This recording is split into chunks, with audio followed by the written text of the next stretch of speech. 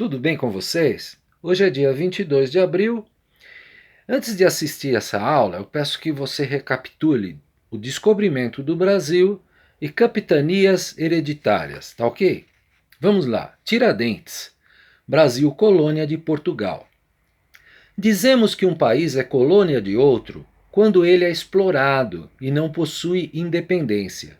Pois é, o Brasil, depois de ser descoberto por Pedro Álvares Cabral, que foi enviado pelo rei de Portugal para ir à Índia trazer riquezas para Portugal, só que no meio do caminho ele encontrou a Índia? Não, ele encontrou as terras brasileiras, né? Por isso que dizemos que o Brasil foi encontrado por acaso, tá? O Brasil então se tornou colônia de Portugal.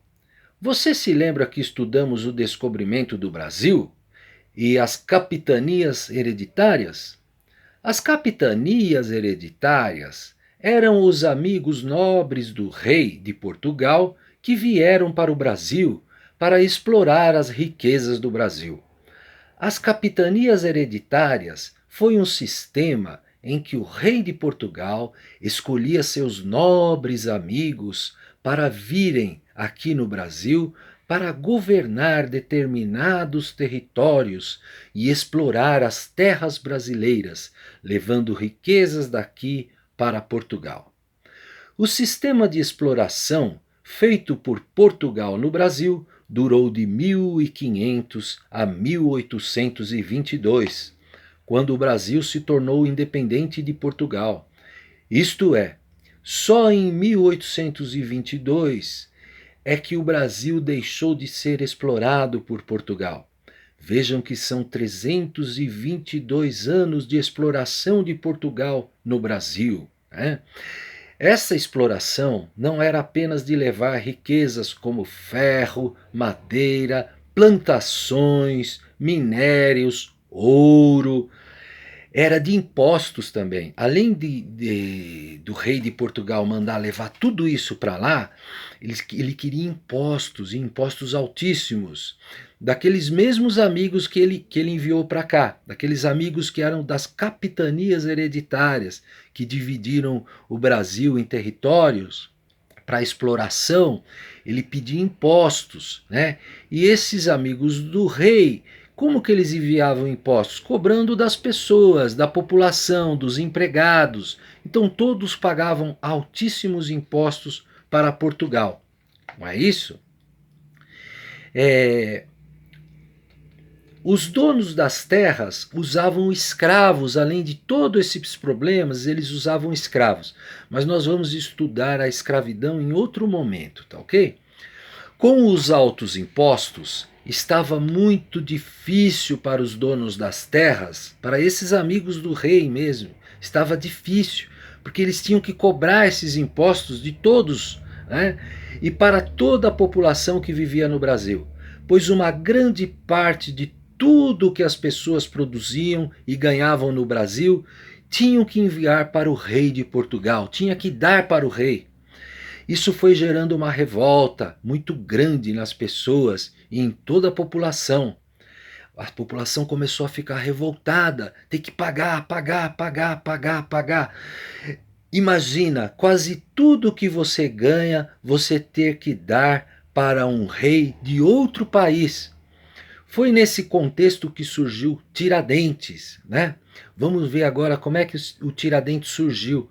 Em meio ao descontentamento popular, em 1751, o rei de Portugal ainda aplicou a derrama. A derrama era outro imposto. Em meio a tudo isso, ele criou mais um imposto. A derrama era mais um imposto, em que se deveria pagar para Portugal 20% de tudo o que se ganhava aqui.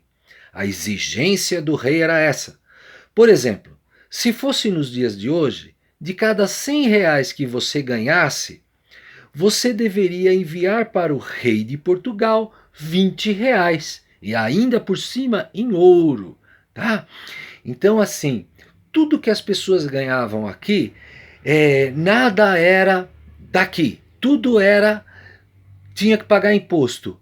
Ainda por cima de todos esses impostos e de tudo que eles levavam daqui, tudo que você ganhava, que era pouco, ainda você tinha que dar mais 20% para o rei. Então não sobrava quase nada para cá.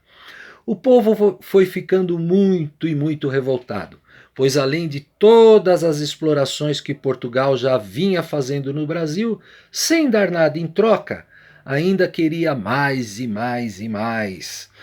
Outras leis Portugal vinha fazendo também, tá? Como proibir a indústria de tecidos, a fim de que o Brasil precisasse comprar roupas de Portugal a altos preços. Então existiam outras leis que o rei mandava.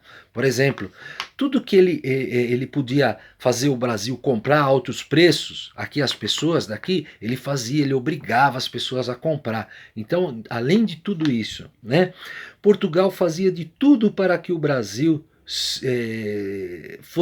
tivesse um povo escravo de Portugal. Né?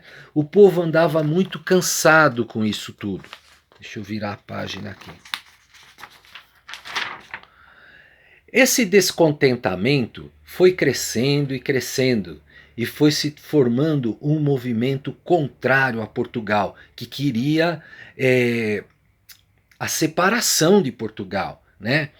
Numa capitania, que era em Minas Gerais, foi se formando um movimento chamado a Inconfidência Mineira. O que esse movimento queria? Ele queria, de certa forma, a independência de Portugal. Ele não queria mais pagar imposto para o rei, ele queria produzir suas roupas, ele queria produzir suas coisas, ele queria, de certa forma, a independência. Não era a independência do Brasil inteiro, tá? Mas era daquela região. Ele queria a independência. Isso foi a Inconfidência Mineira. Mas a Inconfidência Mineira teve só Tiradentes como líder? Não, teve outros líderes, tá? Não teve só Tiradentes, como muitos livros falam, tá? Teve vários livros. Mas o punido foi Tiradentes, tá? O líder punido, ele foi o principal líder, tá? Tiradentes, o movimento chamado a Inconfidência Mineira foi o primeiro movimento mais importante antes da independência do Brasil. Né? A Inconfidência Mineira era um movimento revolucionário que queria a separação de Minas Gerais da dependência de Portugal. Em outras palavras, era um movimento de independência daquela região de Portugal. Tá? Tiradentes participava desse movimento separatista de Portugal, que queria que o Brasil deixasse de pagar altos impostos para o rei de Portugal e que queria que o Brasil deixasse, né, aquela região, né? Quando eu falo Brasil, aqui é naquela região, tá? Não era a Inconfidência, ela não era um movimento no Brasil inteiro, tá? A ideia de Tiradentes era que se tornasse, né? Mas ela foi mais forte naquela região, tá? Tiradentes era seu apelido, era o seu apelido. O seu nome verdadeiro era Joaquim José da Silva Xavier. Você já deve ter ouvido, né? Joaquim José da Silva Xavier. Tiradentes era militar e aprendeu a profissão de dentista com o seu padrinho. Né? Naquela época não existia dentista, era tirar o dente. Né? Daí por isso que vem o apelido Tiradente, né? Tiradentes. Tiradentes não foi o único líder do movimento à Inconfidência Mineira, mas ele foi o único a ser enforcado por querer a liberdade de Portugal. Ele foi enforcado no dia 21 de abril de 1792, né? Ontem foi feriado, foi 21 de abril, e aí é por isso que se comemora 21 de abril. Se comemora, assim, e Tiradentes como um herói, tá?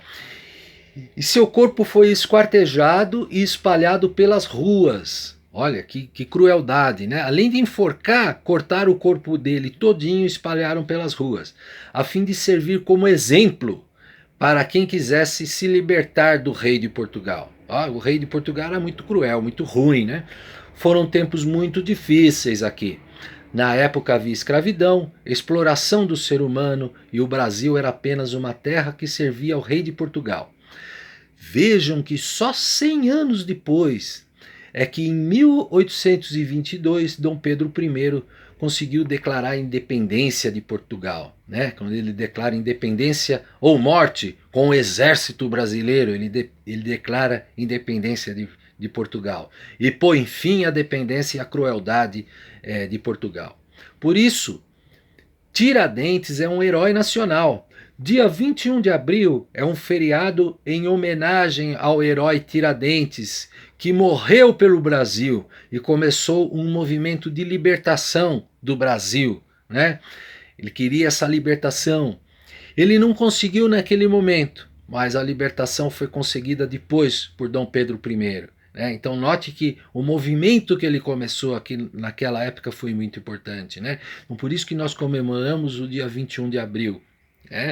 Ele foi enforcado dia 21 de abril, mas ele perdeu naquele momento, mas ele conseguiu, porque depois dele veio Dom Pedro e conseguiu se libertar o Brasil de Portugal.